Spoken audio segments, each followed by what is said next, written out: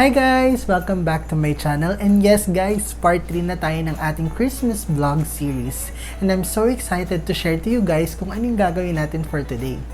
Kung last time gumawa tayo ng giant peppermint ornament and also yung mini table topper ng mga Christmas tree, and this time ang gagawin naman natin ay isang Christmas tree made out of paper. Hindi ko na papatagalin ng video na ito para less chika na at gagawin na natin ang DIY video na ito. Let's do this!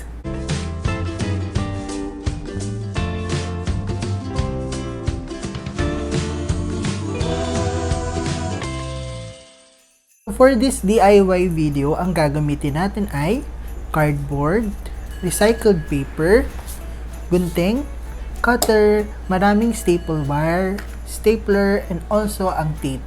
Tsaka itong mga old ornament na gamit namin last year. So yung una natin gagawin is itong cardboard is bibilugan muna natin para yun yung magiging pinakahulmahan ng ating Christmas tree. So, kanina nga binilog ko na siya. So, ito na siya. Yan. And then, gugupitin lang din natin.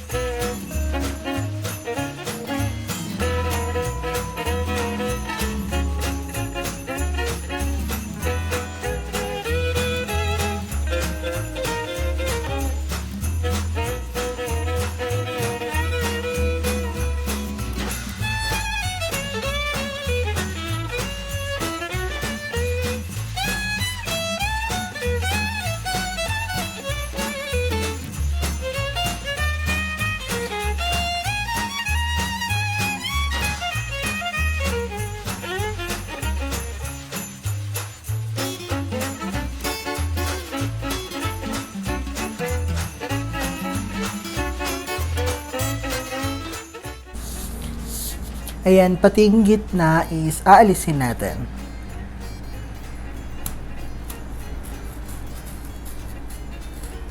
Guys, pag gagamit kayo ng cutter, lalo dun sa mga batang gumagawa, make sure magpa-assist tayo dun sa mga mas nakakatanda sa atin.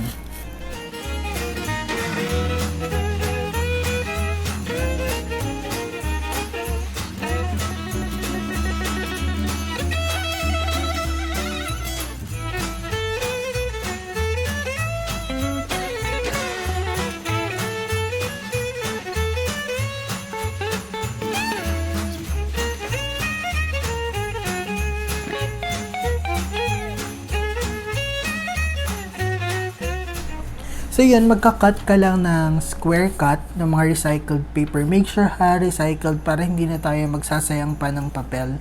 So ito, square cut na siya. Then ganito yung gagawin ha. Gagawa lang tayo ng cone shape. Yan.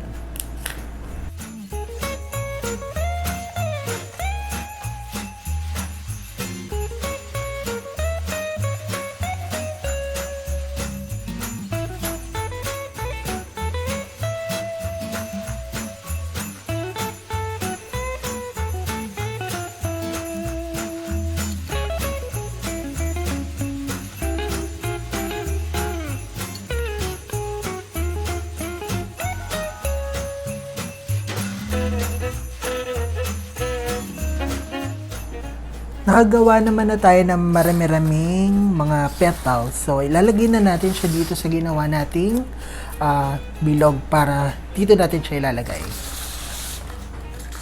So, yung iba, gusto nila yung covered na talaga ng petals. So, ako, magtitira lang ako ng parang one part dito para dito ilalagay yung old ornament natin.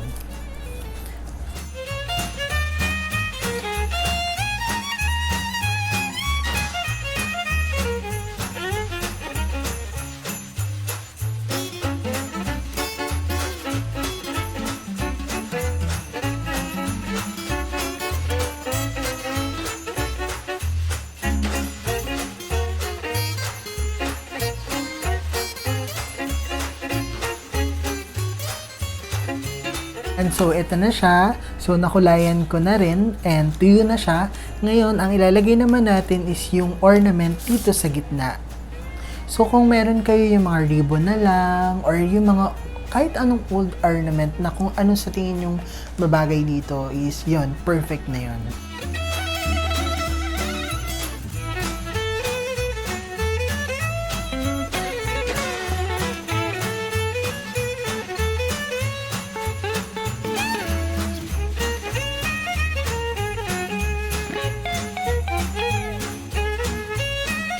Yan nga, tapos na yung ating DIY Christmas wreath. Sana nagustuhan nyo yung design na ito and sana gawin nyo rin ito sa mga sarili nyong bahay. So, gawan nyo na lang ng other design, kung ano yung mas gusto nyong kulay, color combination, kayo na yung bahala.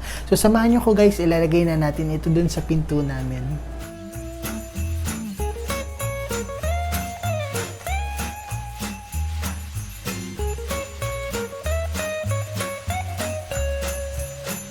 Thank you guys sa panonood ng third part ng aking Christmas vlog series. Don't forget to subscribe on my YouTube channel and like mo na rin yung Facebook page ko na Michael's Diary. And watch out for the last part of this series. Thank you guys!